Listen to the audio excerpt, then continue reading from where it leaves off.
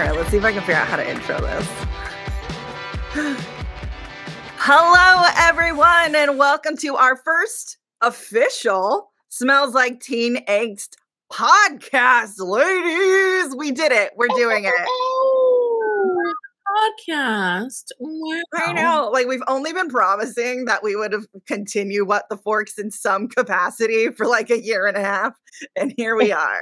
Look, we all have day jobs. What do you expect? These things take time. They do. We played with so many ideas of how to extend it, how to make it a thing. And, I think we have finally semi-settled on something. So we moved it over to It Smells Like Teen Angst, since it's the name of the channel.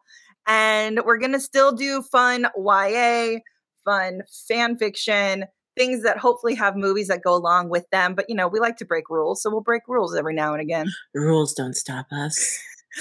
No one likes rules. Rules are bad. What the fuck are rules? So our first one, if you listen to our announcement, or even if you didn't, I'm still going to tell you what we're doing. So I got inspired because I saw over the pandemic, I got obsessed with the After series. I never read the books, but I watched the movies after interviewing Hero Finds Tiffin. And I was like, what is this movie everyone's so obsessed about? Who is this character he keeps bringing up in this interview? And I loved it. So I saw that another movie was coming out from Wattpad that is called Perfect Addiction. And I was like, well, this sounds fun. It's MMA. The trailer pulled me in. And I was like, let's try that. Let's read Perfect Addiction. So our first episode is that. Hello, by Claudia Tran. Is that correct? Not Tran, Tan. Tan, Claudia Tan. Thank you for the correction, Kiki. I appreciate you. I can only imagine the email. So let's just talk a little bit about the premise of this book. And then I just want to get your overall thoughts before we kind of dive into everything. Basically, we have this girl, Sienna, who is an MMA trainer. She's dating this guy, Jax, who's like the best fighter in the underground. And then she walks in on this man who she's been with for a few years, banging her sister. I was like, I'm in. So now this becomes a revenge story where she wants to take the guy that almost beat Jax, train him to become the best fighter, and take him down for her revenge. And I'm all about a revenge story. I like a revenge story. So yeah, that's basically it, right? That's the gist. That's basically the whole book. That's all that happens. So when reading this book, overall thoughts, opinions, did you enjoy it? Or was it not your jam? Jordan, I'm going to start with you. So I knew going into it this was going to be a tough sell for me because I'm not necessarily a sports person, and I particularly don't like MMA. Like, just really don't fucking like it. Don't like boxing. Don't like to see people beat each other up. So I knew this was going to be a hard sell for me. And boy, howdy was it. Yeah, this didn't do it for me. It just didn't do it for me. Yeah, I don't like fighting and things like that either, but I was thought I could get more invested into the characters and the revenge plot than anything. And I won't lie, when fighting happens, I can't imagine it in my brain because I don't like it. So I skimmed a lot of that. Yeah. Well, I'm probably the only person in here who did not finish the book. I only had 2 chapters left. Okay. There's a flash forward at the end. I didn't get to it because I just couldn't punish myself any further. I was saying, I don't know about you guys, my reader girls out there, but like every Twilight girl, my transition directly was into rom-coms and then a little smut because that's fun. And there is this one author, her name's Colleen Hoover, who I don't like. Controversial. This was giving me Colleen Hoover flashbacks. And I think that's just why I couldn't get invested. And look, I've read like 3 or 4 Colleen Hoover books. I've tried, but I just don't like characters who are effed up for the sake of being effed up. I need resolve. And I just could not find that in this book. I hear you. The smut wasn't even that good, y'all. No, I was gonna say, I think y'all are too healed for books like this. I'm able to go back because, like, I'm not gonna say I loved it. I didn't love it, but I also didn't hate it. I didn't think it was like, I've read worse. I've read way worse books. But I could get into it and I could enjoy it. And I was like, oh, this gets kind of sexy.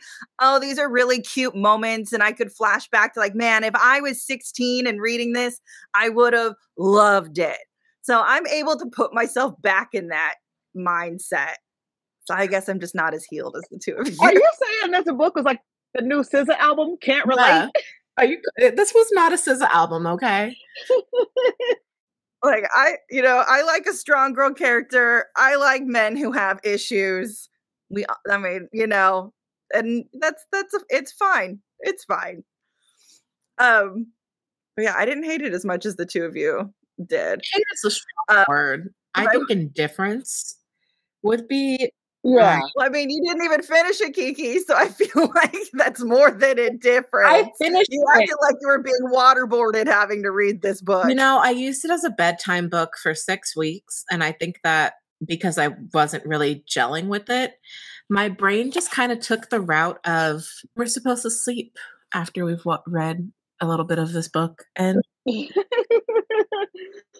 that's just what it became. I would get sleepy when I would read it. So this book also had a movie that went along with it that I actually think, like when reading the book, I don't know if you guys did this, but knowing we were going to watch a movie, when there was like training sequences or fights, I was like, oh, this is all going to be montaged. So I just I skimmed a lot because I didn't need all the descriptions of like the training and the moves and things like that, because like you guys said, I don't need the fighting. I'm not into the fighting. So I'm just like, cool, she's training him. Let's find the next plot point. I didn't do that. And now I kind of have regrets because I feel like maybe I would have enjoyed the book more had I done that, because they just spent so much time describing fighting and I just didn't care. Mm-hmm. Yeah, I'm not a good skimmer at all. So I totally just straight up read every painstaking little minute of it. And yeah, I wish I skimmed through the fights, but I kept thinking I was going to get some like breakthrough information there. So it kept me from skimming. I did not rush through this at all. I took my time, every word, every little like lean in close between dialogues, which I was just like, oh my God. I don't know what kind of magical information you thought you would get during a fight. So I just think that's really funny. But let's talk about some plot points throughout this. So Beth, and the movie changes because they killed off a lot of characters in the movie, which I understand. Oh yeah. For streamline purposes. But as far as the book, like, I actually enjoyed the movie more because it was more streamlined. I thought they did a really good job with the movie. Yeah. Yeah. I think that they rushed. They did a little like good and bad for me with the love story in the movie. Like I love that like in this book, she falls for Kayden almost immediately after getting out of this 3-year abusive relationship. And I'm like, that's real fast, girl. That doesn't make sense to me. So I appreciate the movie didn't put all that sexual attention up front and it got earned later. And I think that just makes more sense. Yeah, I appreciated that in the movie so much too, because the minute it started happening in the book, I was just like, you were in a 3-year relationship. Like, I understand you're mad, but girl, like my heart would really just be so focused on revenge, too much into stratosphere of anger to like even look at another dude that way, no matter how much they liked me. So yeah, it was hard for me. Yeah, I think they did that great.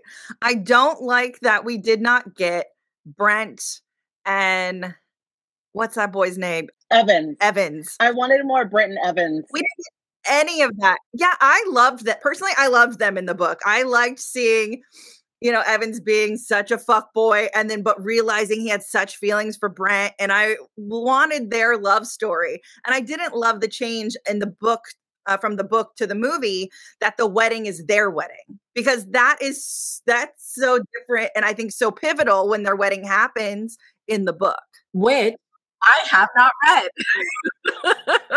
I agree with you, but also, here's the thing. Also, I did not care. I did not care about Sienna's parents at all. Not even a little bit. So I didn't care that they were gone from the movie. Like when they were in the book, I'm like, this is such a waste of a plot point. Like it is just angst for the sake of angst. It's trying to make Sienna feel more layered. and I just don't care. That's fair. The book and the movie, I think, were guilty of the very same sin, which is they did a lot of telling and not showing. Yes. Absolutely. But for me, my biggest qualm with the movie, which is going to seem so ridiculous, but they made the characters poor. Like, I mean, it's so true, though. I imagined a little bit of grandeur. You know, they went to BU. Boston University is such a good school and an expensive school, you know, in this book. And, you know, the way they described people, I don't know. I just really did not see in my mind anything compared to what the movie showed me. And the movie, like, definitely dulled it all down and made it in, like, a very accessible human way, and it was no longer rich kids MMA fighting for the sake of it, you know? But yeah, I was just like, no, absolutely. I agree with you, Kiki, because, like, you know, when we were watching it, we were talking about it, and like when they go visit Sienna's family, he makes that, "Oh, you're like 90210 rich" comment. Like, she has money, she went to a good college, she dropped out to follow her dreams. You know, Kayden also comes from an affluent family. And I did not imagine when they described Kayden's apartment when she went, it to me should have been so pristine and clean and looked like a model home. Not this like single bachelor pad of a guy who doesn't clean up after himself. yeah. The bachelor pad resonated with me, but it being dirty did not resonate because in the book, Kayden was so particular. Yes. That it just didn't seem like he would have like just shit everywhere he did in the movie. And on the note of the side character, everybody being so poor in the movie, I will say it bothered me that their little neighbor girl, Kara, who they definitely shrank her role, she has money in the book. Yeah. They all have money. So it bothered me that she was driving a little hoopty that wouldn't even start. And she was a waitress at the diner. Yeah. Like, I don't understand these choices because I don't think making them semi-affluent doesn't make them relatable. No, not at all. And I think Kara's character, like, I can understand if there was like a single hot brooding guy in my building and I had a best friend in the building and, you know, like we try to talk to this guy, he's around our age and he just does not want to play ball. And then you see another girl move in and you're like, oh, he has a girlfriend. Oh, no, you're just a friend. Like, I'd totally be trying to orchestrate that. I'd be like, I'm going to befriend her so I can befriend him because I need to learn this guy's story because he's hot and he's strong and he's weird. Like, why are you in the back apartment where no one can, like, talk to you? And yeah, I just didn't imagine that. Maybe because my apartment is technically the back apartment, you know? Mm-hmm. And it's not in any way or state, you know, not a decent apartment for my city. It's just the back of the building. So I can't hear people and people don't bother me. Like, right. I feel like that's how I saw Kayden. I was just like, yeah, you know, he's in his own world. Yeah. He's just like the hot, weird guy that you're just like, who is that? Why won't I just need to see who he is? I need to talk about some of the, like some other characteristic changes. So like, we know that Jax is an asshole. He's irredeemable in the book, even though at the end, which I hate, just FYI for those listening, we will not be doing this in order. We are just discussing. I hate that she forgives him. I hate that he has a slight redemption arc. I think that's nonsense. But I do like in the movie that they gave us more backstory to them. Like we got to see them like kind of fall in love and how they met and see how they like injured him, which I was worried that it was going to be to give him an excuse for cheating, which they didn't do. They just used it more so to show how much she did for him and make it even make it a bigger betrayal than just him sleeping with her sister, which is like, but he does tries to use it as an excuse against her though, which really pissed me off when he said it, which I guess is the point. I guess, you know, like we're supposed to be angry at him, but I was so irritated that they pulled that out of their butt and they're like, oh, well, he was a hurt little baby. You just let him go. He's a hurt little baby.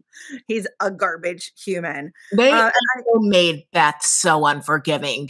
I know the movie. I don't love that they did that. Beth was so much more like upset and sad about the things that she did, but not going to stop.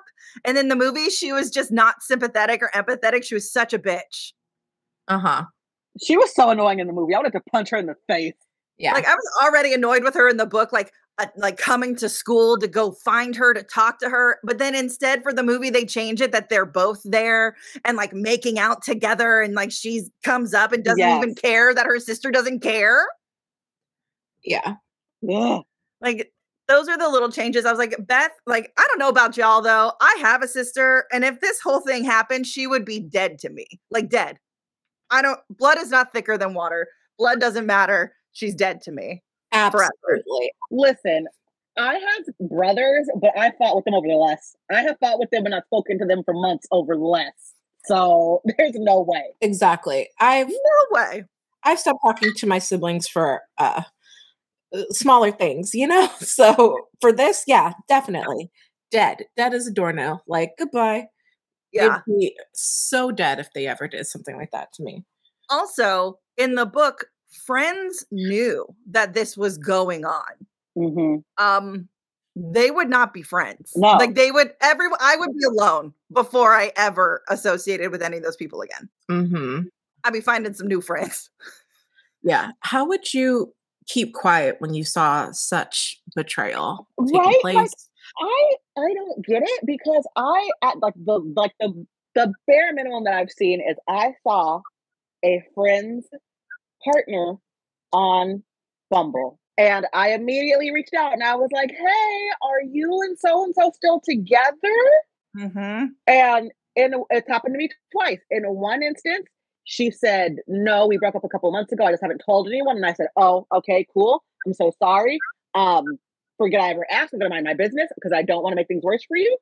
And the other instance, the person told me, we've thrown around the idea of being open, but that discussion hasn't, come to a complete stop. And I said, well, girl, let me tell you this then, because I saw what I saw and I'm not going to be quiet about it.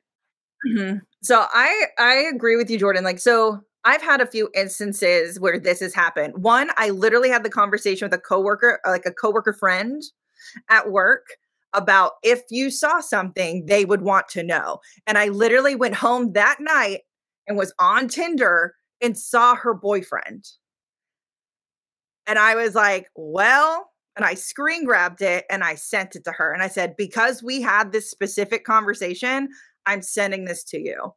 I've also had the other side of it where I told someone and that person blamed me and were no longer my friend because I let them know about their partner, So it's like, for me, it's like a case by case basis. I feel like these are conversations you have to have with friends or family to be like, hey, if I see something, you want me to say something, or like, no. Yeah, totally. I've had friendships and relationships break up because I've drawn attention to the fact that of their partner's infidelity.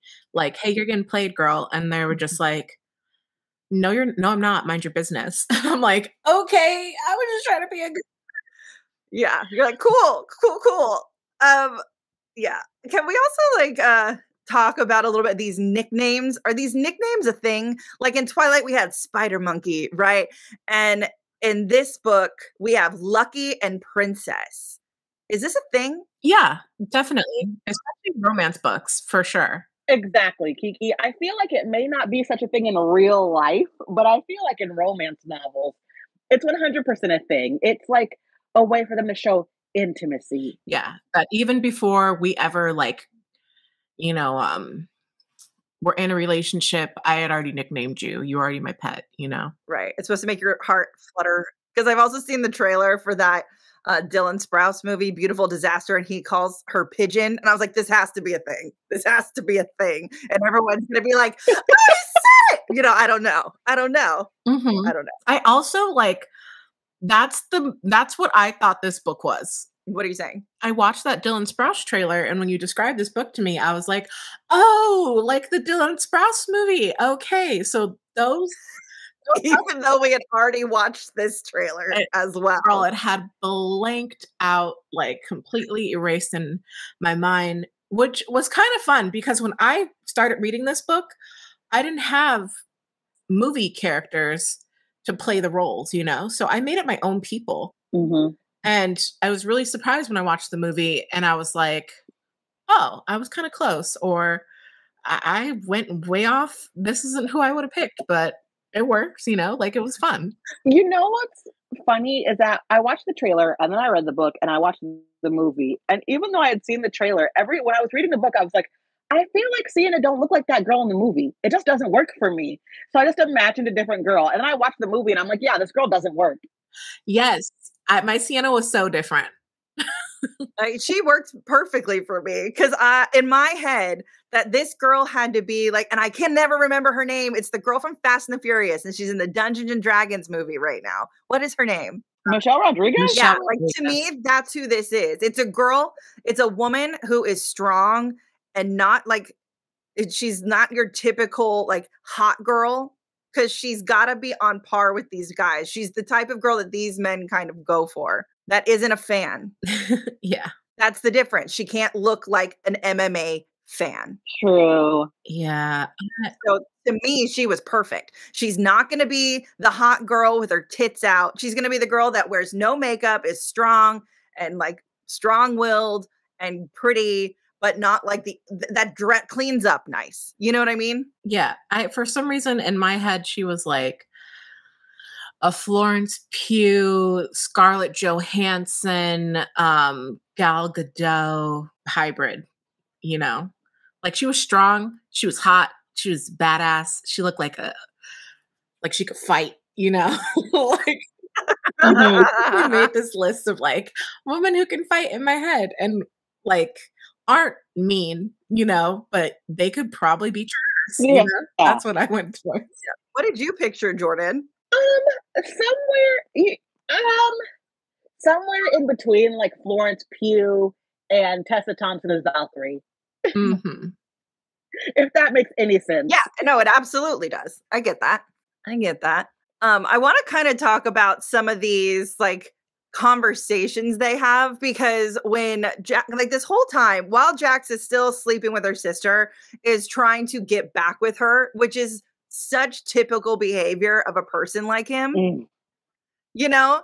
And I love that he's like trying to win her back and then is like excusing himself and being like, because I was scared of real relationships, Santa. And you're like, sir. Right? Be a grown up. Let's grow up a little bit. Like I've heard these conversations, whether they've happened to me or they've happened to my friends. Like I know this guy. I've seen this guy. I've probably dated this guy. Mm-hmm. You know? Yeah, Jax was so manipulative. And people like that, and I told you, like, this probably comes from my Colleen Hoover hate.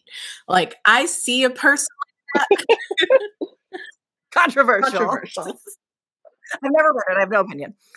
I see a person like that immediately, and like all my red flags are just like up. They're like, absolutely not. You're so stupid. Stop it. Oh, yeah.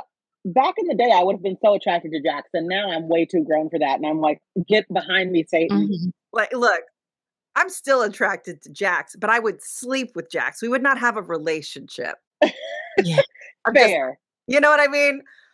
I also think it's so gross because it actually reminds me of this TikTok video I saw like a while ago, where he says that being with Beth, he's with her because like she's easier and naive. Mm-hmm. And when men describe women like that, it makes me want to throw up. It makes my skin and crawl. It is I don't know if you saw this video, but it was like a podcast of people talking about why men date younger women. And the guy was just basically saying the same thing because they're easier. And they're like, oh, you like to manipulate women? And he's like, no, I don't want to manipulate them. But like, you know, they don't really have their own opinions yet, so they can agree with mine. You know what I mean? Like, that's the conversation. And I'm like, that's so gross. And that is exactly what some men do. Mm-hmm. So gross. So I appreciate like that kind of storyline, because a book like this is going to reach a lot of readers of all ages. Mm-hmm. And I think Beth is supposed to be, and they did a good job of this in the movie, of showing Beth is where Sienna was when they started dating, and then watching what is happening with her sister. Now she can see it, and she can now see the warning signs of what happened and where she shouldn't be. And I'm hoping that younger readers see Beth as a warning sign so that you don't date men like Jax. Mm-hmm. Yeah. Yeah, I feel so bad for Beth in the book. And then in the movie, I was like, well, you get what you get, bitch. You know, like Right in the movie, I was like, fuck you and your hair, Beth. uh-huh. I loved that line though. She's like, oh, your hair looks stupid. That's what Jax wanted you to do. Right. You know what I mean? She's like, Mm-hmm. and I was like, yeah, I thought that was really funny. This Valentine's Day club thing that they go to in the book that doesn't happen in the movie, I thought was hilarious because what club plays slow music? Girl, I don't know. I've never been to one. I'm just wondering if you guys have. Only a high school dance, girl. Yeah, not realistic. I've been to many, many, many clubs. And yeah, I feel like the writer has never been to a club. Or maybe not a club in Los Angeles. Yeah, I don't. Maybe they do that. Maybe they play slow dances like in Canada or in the Midwest. I don't know. Someone tell me. Someone let me know because I was very confused by this slow dance number that happened. Yeah, we are real traditional LA girls, California gals. Yeah. You know, we had our school dances, but they weren't like sock hops. Like, come on, our Sadie Hawkins was always a blacklight dance, and we had themes like Euro Underground. Like, yeah, you know, there was a level of trash because the internet and California. A level of trash. I'm like, maybe it's like an underage club thing because that's a thing. You know, I don't know. Maybe I was an underage club promoter, so no, it's not a thing. Okay. Yeah, I vaguely remember going to the underage club, and that didn't happen there either. Like, I was just trying to find a reason. Okay, let me. Yeah. I'm here selling tickets to Strawberry Sunday. It's like, come on, guys. Bubba Sparks is performing. Chris Brown's going to be there. It's going to be a good old time without alcohol and X's on your hands. Uh-huh. No, you think about it, those clubs were so creepy because they really just corralled us like underage girls and boys into like a small section with stickers.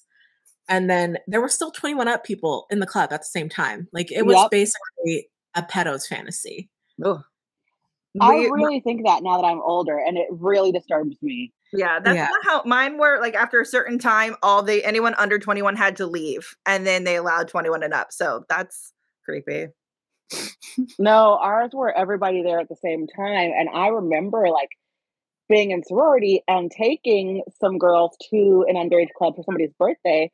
And I remember forcing them all to get back in the car and leave because some old grown man was hitting on my 19-year-old sorority sister. And I was like, not tonight, not while I'm around. Everybody's going home. Not while I'm around. Also, I don't know how old Jax is, but he should not be banging this 18-year-old sister. Anyway, moving on. A couple things that weren't in the movie that I wish they were. I wish that they had allowed Julian to become Kayden's trainer. Mm-hmm. I don't think that lessens Sienna as a trainer. I think that, because at this point he had really fallen for her and she was his weakness, which they allowed Julian to call out. And if he's distracted by her, he could absolutely die in an MMA ring. So I wish that they had kept that. The other scene I wish they had kept was the paintball scene. Me too. I thought it was so cute, the paintball scene. And again, that probably exited in the fact that they lessened who Kara was and her involvement in the relationship and the come together.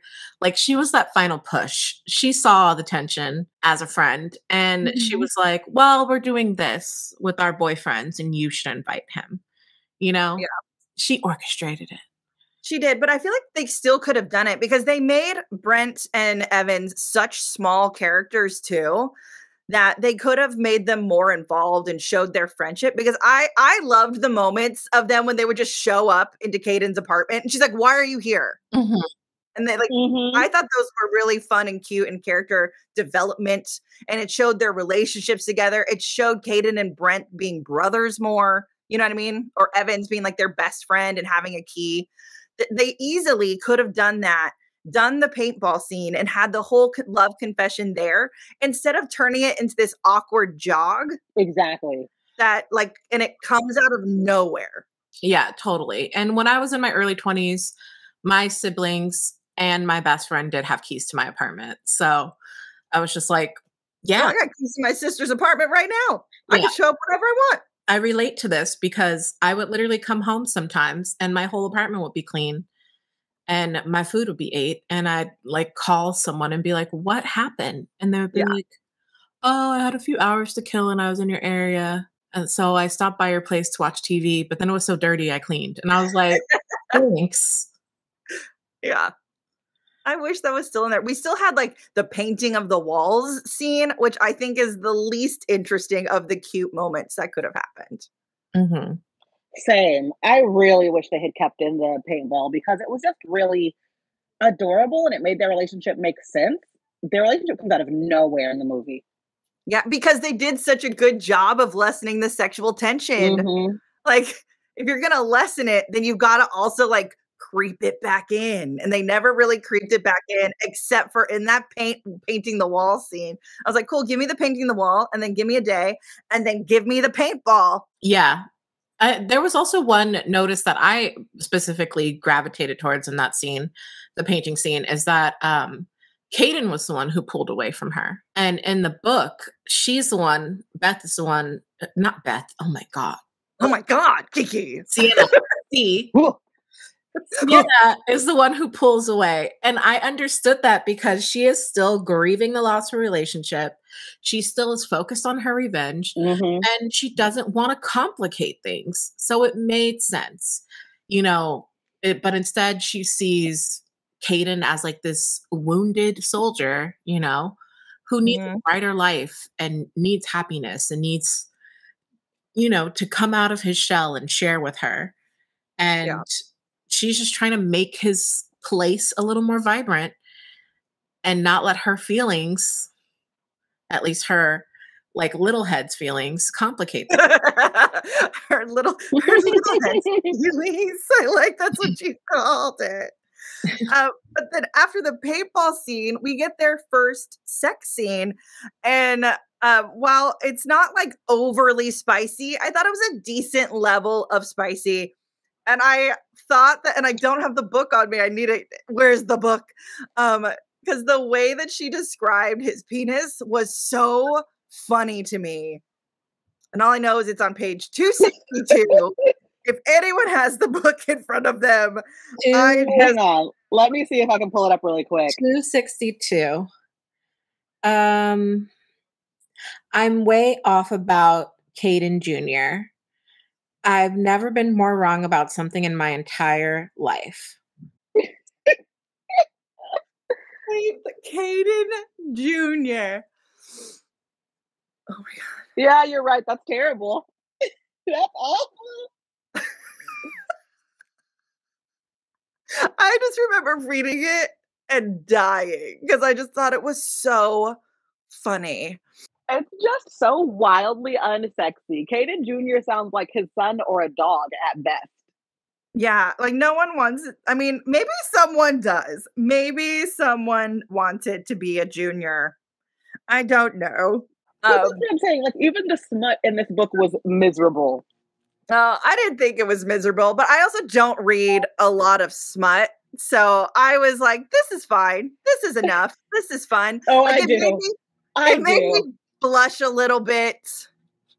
You know, so when it came to the sexy scenes in the movie, I was expecting some scenes, some chemistry, some like even the scenes in After are like pretty risque. I don't know if you guys have seen the After movies. If not, do yourself a favor, at least watch the first one. You really don't have to watch anything after that. So when it came to these, I was like, I thought they were shot terribly because you can't see anything that's going on other than the heavy breathing of their mouths. And then you get the one scene in the shower where I was like, oh, that's what I was expecting the whole time. Yeah. The sexiest scenes in the movie, or like the scenes that showed the most, were the thing in the shower, which was pretty hot. But then the scene of Jackson and Beth, and I was like, of all the sex that I wanted to see graphically in this movie, it wasn't this. Yeah, no. it just didn't hit. And even like the flashbacks to sex with Jax, she's so hung up on Jax, even though he treated her horrible, because good dick is hard to forget. Okay? Like, it is. Listen, you know, ladies. so every flashback, because like, look, that man, they cast him well. I'm just gonna say that. I looked at him, I said, yep. You know, I get it, Sienna. I understand. I fully agree.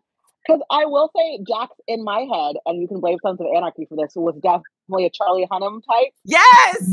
And so when I turned on the movie, and I was like, "Oh yes, a Charlie Hunnam type." Yeah. It was Cam. What's his name? Cam. Yeah, Cam Gianti from Twilight. Twilight. You know, it was given. I was like, this is exactly what I imagined. And yeah, for sure. You may forget the bad parts of relationship, but you'll never forget that good D. No, you will imagine it. You will dream of it. You will masturbate to it for years to come. You'll compare others to it for years to come. Mm-hmm. Years.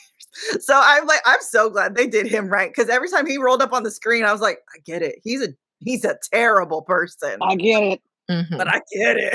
I don't like it, but I get it. All right, I don't like it, but I get it. And yeah, I just thought like they had better chemistry than she did with Kayden. But like, it was also just like, what are these terrible sex scenes? Give me something sexy. I'm glad you all agree, at least like that shower, like eating her out scene was like, oh, but that's what I expected. I was expecting like season 1 Bridgerton, you know, like. Yes. If I was to compare it to something relevant now. Because, and also like I said, after the after movies, because I've watched those and like, I'm like, oh, she's sexy. You know, it's only rated R, so we don't need it to be more than that. But I just wanted more. The sex scenes in the film were a very large letdown. Poor Kayden Jr. did not perform. Stop this. Like, I can't help it. But also, okay, in the book, I was like, here's a note that I have. When they're having sex, like, or going to have sex, I said, we love a consent king. So I appreciate he checked in on her constantly to make sure, like, that she was good. And he's like, you better hold on. And I was like, oh, she's going for a ride, y'all. It's going for a ride. Yeah, he wasn't every step forward, every new base. He was like, and we're doing this, right? And you're okay with this, right? Mm-hmm. This is the thing that's happening in newer like romance or like smut books that I really appreciate, because I feel like it's giving people a guide to have these conversations. Like, we growing up did not have guides about like how to have consent conversations, and it always felt just awkward or weird. And like, consent conversations can and should be sexy, and I feel like they're writing them so well now and making them so sexy. And I feel like people coming up after us like have this great guidebook to have these really fun, sexy conversations that need to take place. Yeah, I appreciate it a lot too, because like, you know, like it's just not something we did. Like you said, we did not do that. We didn't have any kind of visual film, television example of that. And so I appreciate that we're headed that way. After they sleep together for the first time, I think it's really cute how awkward they are, because I think that's so relatable after like something like that happens kind of out of nowhere. And then we kind of eventually get this story about Kayden, and we learn his trauma, right? Which is, I think Kiki hates. She hates that everyone has trauma, because in this book, everyone apparently has to have trauma, about his parents dying.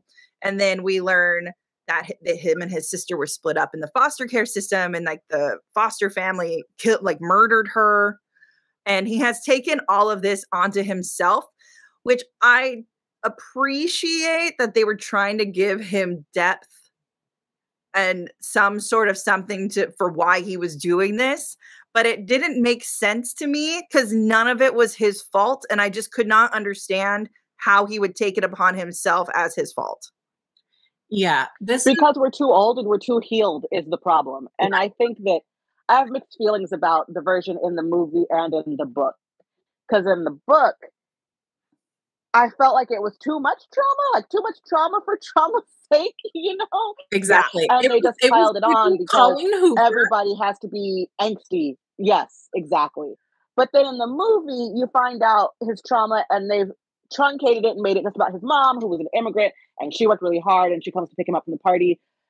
But they kind of move on very quickly in the movie, and I don't think they give it the space that it deserves.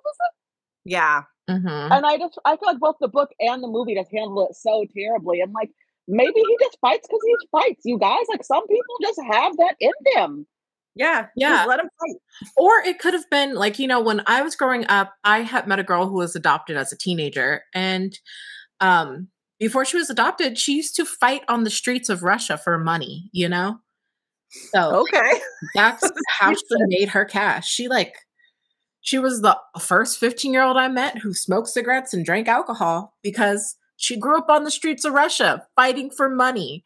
So, you know, if he's someone who's skated his way out of the foster care system, if he's trying to keep himself from going into the system to begin with, I feel like fighting to make money is something that he could have done, which is how the book outlined it.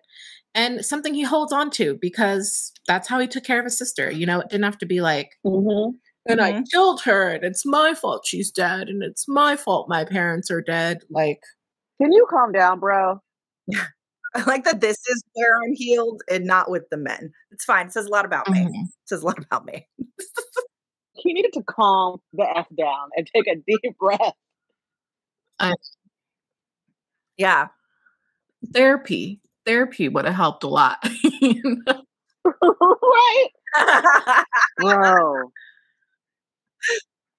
I mean, he gets it eventually. I love the moment where, because I feel like it made their relationship more solid when he took her to visit his parents' graveyard and stuff like that. And like that helped him share this story. And it showed that he cared for her and trusted her with something like this. The way it's done in the movie where, you know, the photo thing happens where she's like, who's that? And he doesn't want to talk about it. But then, you know, you still get that moment with Jax being like, and you killed your family, right? Killing your mom. You know? Yeah. So bad. Just bad. I was like, first of all, why are we coming for mamas, Jax? But second of all, you know, it was just, I preferred the version of the book over the movie in this instance, personally. Speaking of things that we preferred, and I feel like we're getting here, so I'm just going to say it. The final fight, book versus movie. Yes. Let's talk about it. I preferred the book.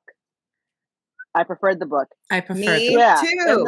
In the book, Kayden goes into a fight, and instead of fighting, he just taps out.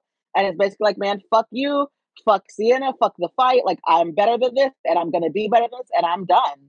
And I prefer that to him, like, trying to fight with broken ribs like an idiot. Yeah, exactly. I didn't want him fighting with broken ribs like he did in the movie. And I really felt like it strengthened Kayden to kind of see who he was to her and what Sienna was going through. You know, it made me understand why he broke up with her in the distance and all of that. Like, he was like, yo, I really like you. And I think you like me, but you're kind of really hung up on revenge, like driven by it. And you don't realize that it's cancerous to you. Like, it is hurting you. And the biggest way to let someone go is to truly just let it go. Exactly. And that was like the lesson she did, because she taught him to do that. She gave him the space to let go of his parents. So he was trying to give her the space to let go of Jax. Him finishing the fight made him so much more immature. Yeah, well, like here's my thought. I like the book versus the movie. I don't like his reasoning behind it personally, because the way it read to me, and I feel, and you know, again, this is how it came off to me, was that he was mad that she was wanting the revenge that he already knew about in the beginning.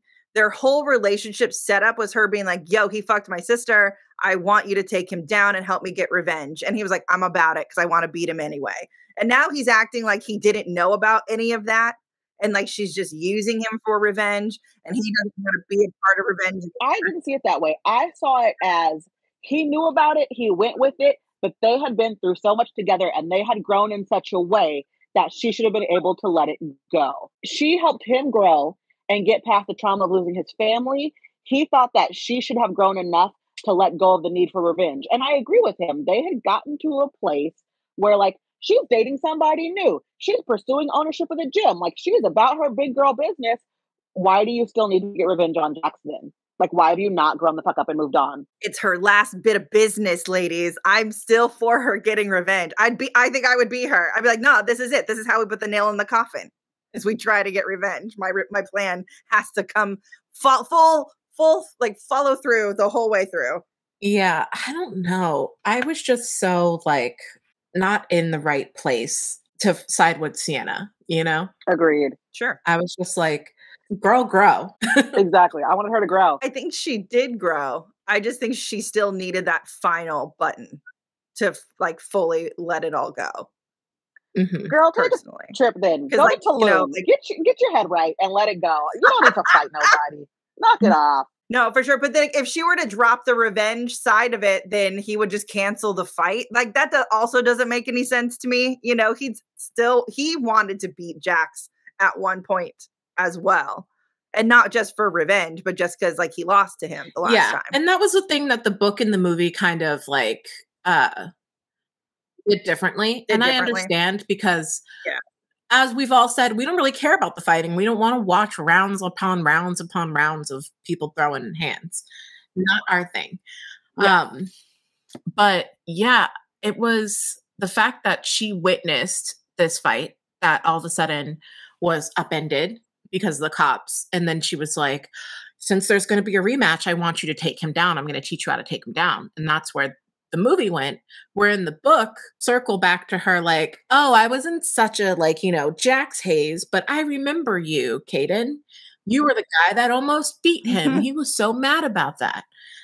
Yeah. Why don't I teach you how to take him down? You know, you want to win. Yeah. This is what you do.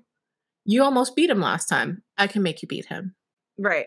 So for me, I don't like the train of thought that went into getting us to that fight ending from the book, but I like the fight ending from the book more. And I agree there because there was no fight in the book. Well, right. She still gets punched in the face. And I thought they were going to get, when watching the movie, I legit thought they weren't going to do that. And I was like, well, if they're not going to do that, what are they going to do? And so I'm glad it still happened because that is the wake up moment for Jack. What? It's funny. Like, I'm glad she got punched in the face. Her TKO was great. It was great. However, somehow she doesn't get a black eye. Her face is perfect after getting socked by someone as strong and powerful as Jax. Okay. Yeah. I was no like bruising whatsoever. Yeah. I was like, none. Zero bruising. Her whole side of the face would have been swollen for weeks. Yeah. Probably months. You know, if he hit her so hard, everyone thought she died. Like, she's not okay. If you're on concussion watch, like, girl. Her jaw would have been wired shut. She would look like Kanye West. I know. She would have, like, her cheek would have been shattered. Any of it. But at least, like, it still lends, like, because when they changed the wedding to Brent and Evans also, and, like, Kayden and her go to that wedding, I'm like, how is this all going to end? Because we've already had the wedding from the 4 months later epilogue, right? Mm-hmm. So, they kept the actions the same, but the place is different. Mm-hmm. Exactly. You know, so he still runs off to go get therapy or whatever it is that he needs to do. She still forgives everyone, which I don't agree with. Yeah, same. She and Beth are besties living together. No, hard pass. Not after the last time. Fool me once, shame on you. Fool me twice. I gotta beat your ass now. Yeah, exactly. And then, you know, she's like going to become a fighter, which I think is awesome. And she's in the ring trading with Julian, who looked exactly how I imagined. Like, they did a great job with that. And then Kayden rolls up and they have this like lovely conversation and they get back together, and he's going to support her and her fighting dreams. Uh, I love that I end and everyone's like, cricket. Yeah, and the book ended. Yeah, I love the scene they added where she got to fight in the ring. I thought that was great. Me too. But I also knew it was a setup. I'm like, how did she not know this was a setup? I saw it coming. Yeah, well, because she's not in that mindset, right? She's not in that I'm going to be a fighter. She's always like, I'm going to be a trainer. And so I like that Julian's like, she's won her last 3 fights and you took her down in like a spar, like easily. So I liked that they did that for her to give her the strength and confidence in order to pursue what she actually wanted to do, which is to become an MMA fighter. Good for her. And Kayden will be there. Kayden with a K. It drives me crazy. Will be there to support her the whole way. So I think the movie and the book both take us on the same journey. We just took very different paths to get there. Yeah. Okay. I'll give you that. Because they do. Yeah. And I think, if I didn't have so many Taylor Swift lyrics running through my head all the time, I wouldn't be so one way or another, because Taylor has taught me, and I don't know if there's any Swifties out there listening to this, but, there better be. There should be. She's taught me that you can hold on to the BS and still move forward, and that you can find happiness while being unhappy. And both of those things can exist at the same time, It's just like, you don't need them, Sienna. You need you, girl. You need to fix you. You got something, baby. And we all have to learn that lesson eventually. She just learned it in a really rough way with her boyfriend sleeping with her sister. I will never get over it. No. I'll never get over it. Never. No. Yeah. Any other thoughts about the book or the movie that I did not write a note about that you wanted to bring up? I think we hit the big guns. Yeah. I was just going to say, am I the only person who feels like Evans and Brent got married too quickly? I mean, a little bit. No. Only because they've been friends for years. And I think that kind of speeds up your timeline, because all that time of getting to know each other, getting to know each other's habits and who they are, like all that's been done. So now they're just seeing how they work as an actual unit. And we all know in the Alphabet Mafia community, a week is a year. Yep. So that you held. I'm good with it. Yeah, I was just like, my note was literally like, this is giving me lesbian vibes. Like, y'all went real fast. Like 4 months later. Look, I'm only halfway there, and I'd be trying to U-Haul with every person I meet, and y'all know this about me. It's true, though. Like, I mean, I've done it. We've all been guilty of it, I feel. No, I don't know, Kiki, I don't want to speak for you. Girl. I'm so good with distance that it makes people mad.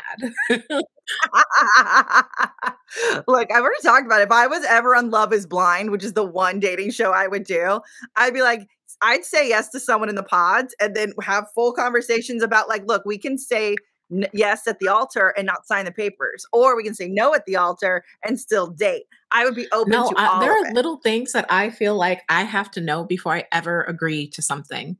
There are things I can tolerate with friends and roommates that I could never tolerate with a significant other. When I want what I want, I want what I want. And if I didn't know those things before moving in with someone, Love is Blind would never work for me, because I'd move into your house and I'd be like, I'm gonna kill you. You're filthy. You eat weird. I don't like the way you sound when you chew. Like, so many little things. That sounds like a conversation for your therapist. Look, we've talked about it, and she said, girl, when you meet the right person, you won't get the ick so easily. And I said, great, waiting for you. Amazing. Awesome, ladies. Well, thank you for talking through and reading this book with me to set us off. Next, we are going to kind of go back to our Twilight days a little bit, not actual Twilight, but in the vibe of reading a book that we read as youths, as adults, because there's a new movie coming out. So we are going to dive into the Hunger Games series that I have not read since before those movies even came out, like early 20s when those books came out. So I'm kind of excited about it, and also not, because I did not love the first book of that series either. Yeah. I never read Hunger Games.